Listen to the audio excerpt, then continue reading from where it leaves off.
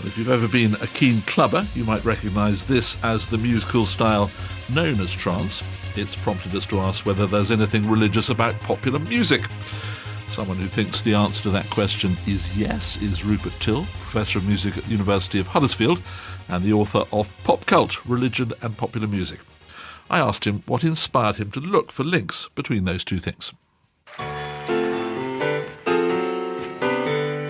One particular moment was I went to a big concert at Wembley, an Amnesty International concert, and Sting, I think, came on stage and started singing Free, Free, Set Them Free, and I had this kind of tingling all the way up my arms, my hairs were standing on end, and it was the same feeling as I'd felt in churches, and I kind of thought, this is the same experience.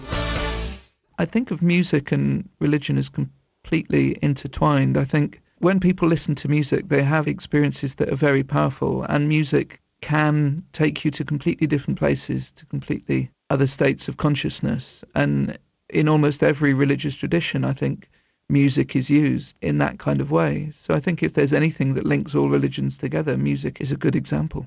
Nevertheless, there is quite a difference between dancing yourself into a trance and Holy Communion on a wet Sunday morning in Wiltshire, isn't there? Well, there is, but that's not the only form of even Christianity, never mind religion. I mean, if you look at something like the ZCC, the Zion Christian Church in South Africa, they dance for hours in a much more ecstatic way. If you look at gospel music, then that is much more upbeat, much more ecstatic. If you look at some of the Pentecostal traditions or even the happy, clappy evangelicals, there's a much more upbeat expression, that kind of restrained, more meditative approach to Christianity, for example. Well, that's more similar to the ecstatic form of trance, where people are much more still. And you see that a lot in, Buddhist meditation as well, or in lots of other forms.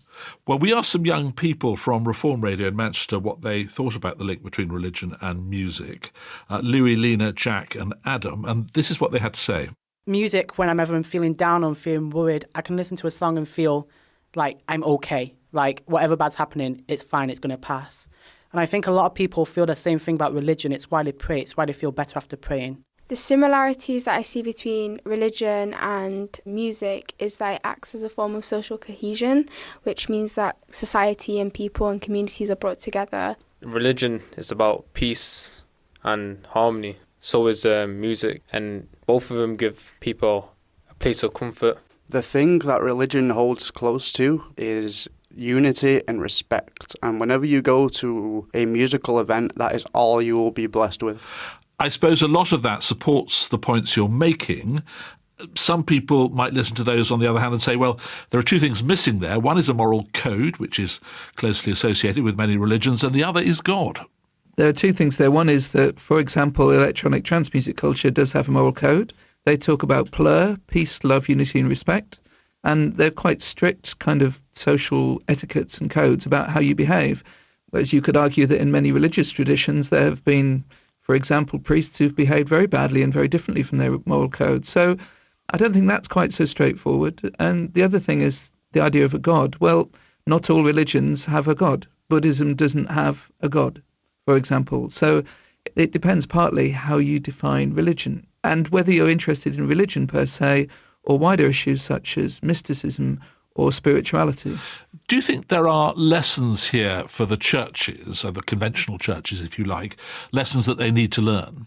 Yeah, and I think the church is aware of that periodically. At various points, the British church and Western church realises it needs to connect more with young people.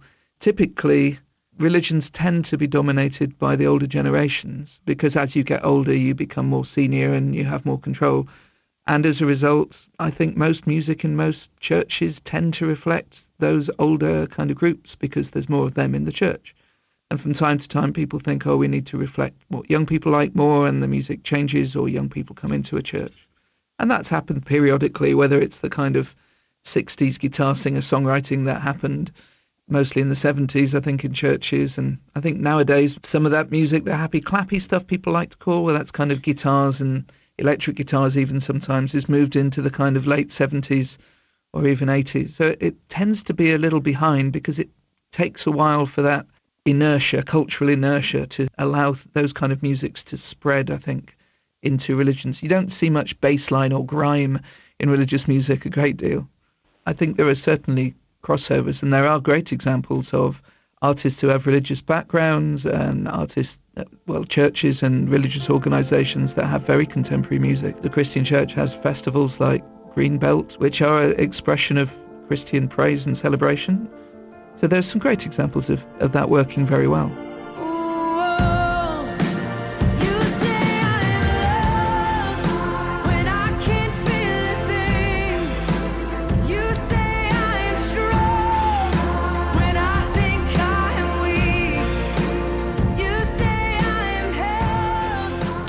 Christian singer Laura Daigle with her crossover single You Say, which has been successful in both the Christian and Billboard 200 charts, ending that interview with Rupert Till.